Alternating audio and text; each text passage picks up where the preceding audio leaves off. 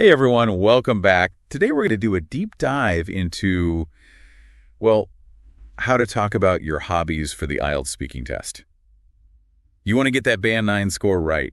Well, this is how you can do it. It's easier than you think. I mean, think about it. Talking about something you love, that should be the easiest thing in the world. But, it's the IELTS exam and people just kind of freeze up. Right. So think about it this way. We're going to try to make it a story, like you're telling a story. Oh, okay. That makes sense. So instead of listing off things you like, you're going to actually make it into an engaging story that the examiner wants to listen to. Exactly. Make it a story. Okay. So how do we do that?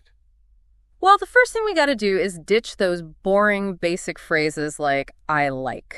Yeah. And spice things up a little bit, Instead of saying, I like, maybe try something like, I'm absolutely passionate about, or I've been utterly captivated by. Okay, so why is that so much better? It sounds more enthusiastic, but why does it work? I mean, it's psychology, right? When you use those stronger words, it just grabs the examiner's attention, shows that you're really into it, not just reciting some memorized answer, Right. It makes it sound like you're not just giving a robotic answer. It's like you're actually talking to someone. Exactly. So it sounds more natural. Exactly. So, but there's more to it than just starting strong, right? Yeah. You got to keep that momentum going. Right.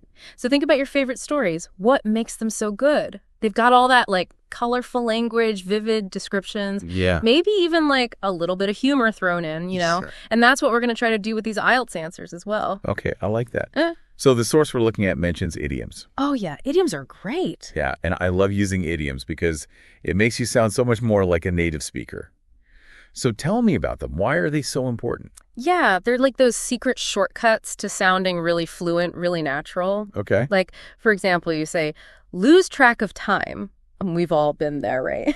Oh, yeah. Everyone understands what that means. For sure. Creates that kind of instant connection. Right. Okay, so it's not just about using big words. It's about using the right words that people understand and connect with. Exactly. And then you've got sensory language, which is all about painting those vivid pictures. Okay, yeah. Paint us a picture with sensory language. How do we do that? Okay, so you use words that appeal to the senses, right? Sight, sound, touch, taste, even smell. Okay. You bring the listener right into the experience. I see. Okay. And I remember there was an example in the source material. It said, when I'm behind the camera, I lose track of time. It's my way of pressing pause on the daily grind, the thrill of snapping the perfect shot. Whether it's the golden hues of a sunset or the crisp details of a frosty morning is second to none. Okay, so right there you've got those great idioms, lose track of time, daily grind. Yeah. And then those sensory details, golden hues, crisp details, boom, you're right there with them, feeling their passion. Okay, so we can get the examiner to feel exactly what we feel. And that's what we want, right? Get them on our side. Yeah, you want them to feel like they're right there with you, experiencing it all. Okay, but is there a such thing as using too many idioms? Would that sound weird? Yeah, good question. You don't want to sound like, you're just throwing idioms around randomly. Right. Keep it natural. Make sure they fit the context. Quality over quantity. Okay, so don't overdo it with the idioms. Exactly. But before we move on, there's something I've been kind of wondering. Yeah. So we've talked about idioms and sensory language, but IELTS also really cares about grammar, right?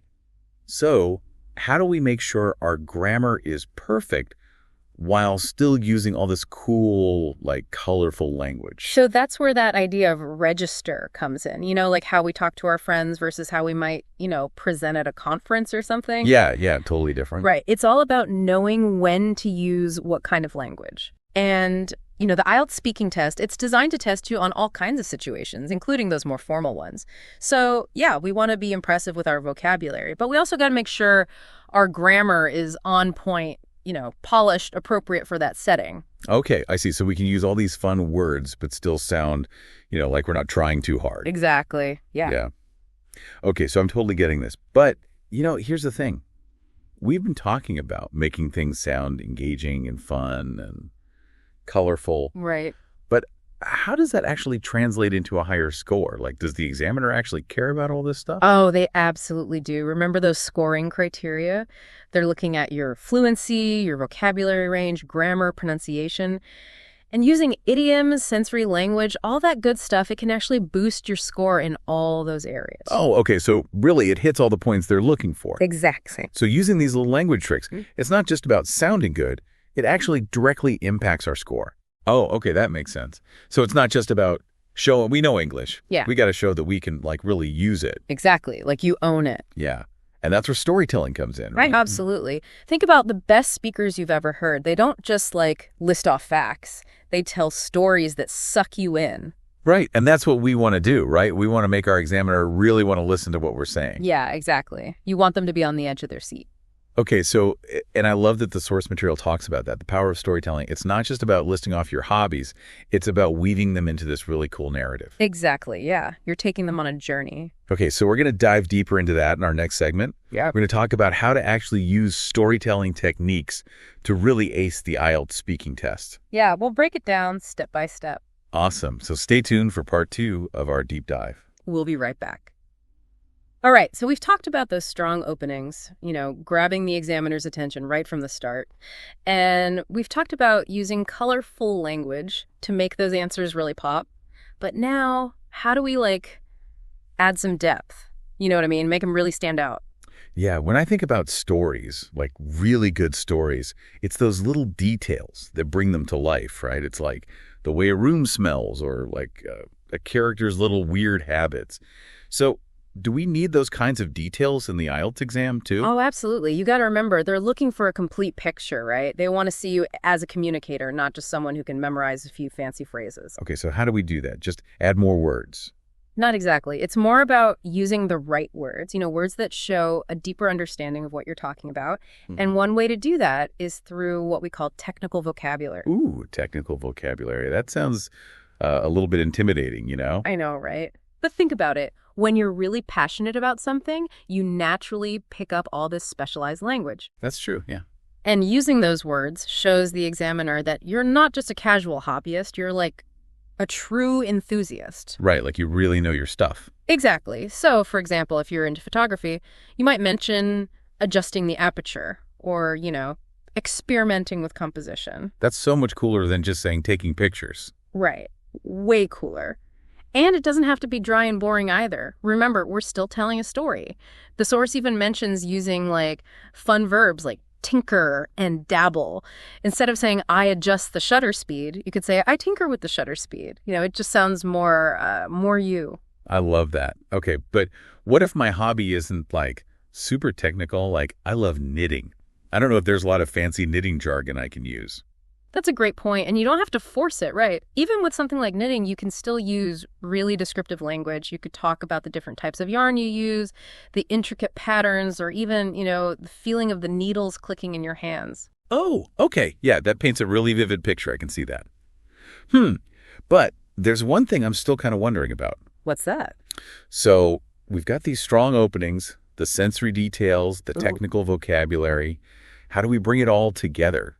Make it flow smoothly like a good story? Well, that's where the whole art of storytelling really kicks in. We want to create a narrative, right? With a beginning, a middle, and an end. And within that structure, we can weave in all those cool elements we've been talking about. Okay, so if I was talking about playing guitar, how would that look? Could you give me an example? Sure. So you might start with a strong opening, something like, I've been completely obsessed with playing guitar ever since I was a kid. Right. And then in the middle, you could talk about, I don't know, the type of guitar you play, the style of music you're into, maybe even some specific techniques you've learned. Maybe throw in a little anecdote, like a time you totally rocked a performance. Oh, I like that. Right.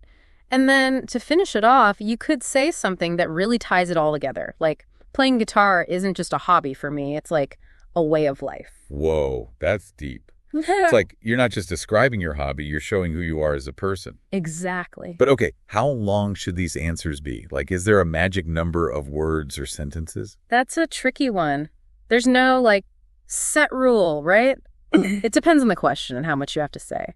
But in general, aim for something detailed, but not too long-winded. Enough to showcase those language skills, but not enough to bore the examiner to tears. Okay, so quality over quantity. Precisely. Okay, got it. But, I have a confession to make. Uh-oh, what's that? I've been so focused on all this awesome storytelling stuff that I almost forgot about, like one of the most important parts of the IELTS exam, grammar. Ah, yes, grammar, the foundation of it all. You're right, we can't get so carried away with storytelling that we forget the basics. It's easy to do, though, right? When you're nervous and trying to impress them with all these big words and idioms. Oh, yeah, definitely. That's why practice is so important. The more you practice, the more natural it'll become. So it's kind of like learning a dance routine, right? Like at first you're all clumsy and stepping on your partner's toes. Yeah, But the more you rehearse, the smoother it gets. exactly. And just like a dancer needs to be aware of their posture and technique, we need to be mindful of our grammar and how we're using the language. Okay, that makes sense. But speaking of technique, there's one more thing that's been bugging me. We've talked about vocabulary, idioms, all that good stuff. But what about pronunciation? Like, how do we make sure we're pronouncing everything correctly? That's a great question, and pronunciation is definitely key. The examiners want to see that you can communicate clearly and effectively. Yeah. But here's the thing. Good pronunciation doesn't mean putting on some fake accent or talking like a robot. Phew. That's a relief. Right. The most important thing is clarity and consistency. Focus on enunciating your words clearly and maintaining a consistent rhythm and intonation. So it's more about being understandable than sounding a certain way? Exactly. As long as the examiner can understand you without having to, really concentrate, you're good. Okay, that makes me feel a lot better. Yeah. It's like I can just relax and be myself, you know? Exactly. Just be authentic. Let your personality come through. Okay, love that. So before we move on to the final part of our deep dive, where we'll see a perfect Band 9 answer in action, do you have any last words of wisdom for our listeners? I do. Remember, the IELTS speaking test is your chance to shine. So be yourself, let your passion shine through, and most importantly, have fun.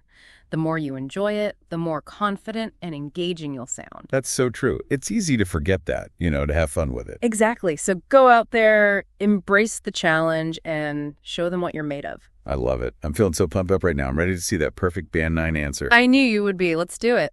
All right, so we've covered a lot of ground. We've talked about the importance of storytelling. We've dug into all those little language tricks. And we even touched upon, like sounding natural and confident. But now I'm like dying to see it all come together. Yeah. Like what does a Band 9 answer actually sound like? Well, I'm so glad you asked because I've got a fantastic example here. And it hits on all those points we've been discussing. It's an answer to the question, what's your hobby and how's it impacted you? So you ready? Oh, yeah, hit me with it. Okay, so listen to this. I've been utterly captivated by landscape photography for the past 5 years. What fascinates me is how a single frame can tell a story, whether it's the serenity of a misty forest or the raw power of a stormy sea. I often spend hours scouting locations, sometimes hiking for miles to find that perfect spot. And then it's all about experimenting with angles and light, tinkering with the aperture and shutter speed to capture the essence of the scene. It's almost meditative, really.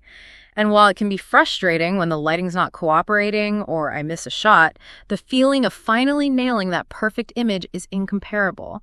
Not only has photography sharpened my eye for detail, but it's also taught me patience and perseverance. There's nothing quite like the thrill of sharing my photos with others and seeing the awe on their faces. Oh, wow. That was amazing. I felt like I was right there with them, like experiencing those landscapes through their eyes. It was so much more than just a list of facts about photography. It was like a story that really drew me in. Right. And if you break it down, you can see all those elements we talked about. We've got that strong opening, that vivid sensory language, the technical vocabulary, personal anecdotes even woven into a clear, engaging narrative. It's like the blueprint for a killer IELTS answer. Okay, but it's not about memorizing that specific answer, right? It's about understanding the principles behind it and applying them to our own hobbies. Exactly. Yeah. Think of it as a template, a guide to help you create your own awesome answers. You got to find what works for you, for your story. So for our listeners out there who might be feeling a little overwhelmed right now, what's like the one key takeaway, the thing that'll make the biggest difference? You know what? I think it boils down to this. Just be yourself. The IELTS exam, it's not about trying to be someone you're not, It's about letting your unique personality shine through. Okay, so embrace our individuality. Let that passion come out. Exactly. And don't be afraid to tell your story because everyone has a story to tell. That's such great advice. It's like a reminder that language, it's not just about rules and formulas, it's about connecting, expressing ourselves. It is. It's about using our words to create something real, something that people will remember. And when we approach the IELTS exam with that mindset, it's not just a test anymore. It's like an opportunity to show who we really are. I love that. And maybe even surprise ourselves, right? Like, discover how awesome we can sound when we really let loose. Exactly. We all have that potential, that ability to be amazing storytellers. We just got to tap into it and let it flow. So well said. This deep dive has been so insightful. I feel like I've not only learned a ton about the IELTS exam, but also like rediscovered my love for language. You know what I mean? I'm so happy to hear that. And remember, this is just the beginning. Keep exploring, keep practicing, keep pushing those boundaries. Yes. And to our listeners, thank you so much for joining us on this incredible journey into the world of storytelling for the IELTS speaking test. We hope you've walked away with some valuable tips and a renewed sense of confidence. Absolutely. And remember, you've got a story to tell, and we can't wait to hear it. So go out there and rock that IELTS exam. And until next time, keep practicing, keep believing in yourself, and keep on diving deep into the wonderful world of language.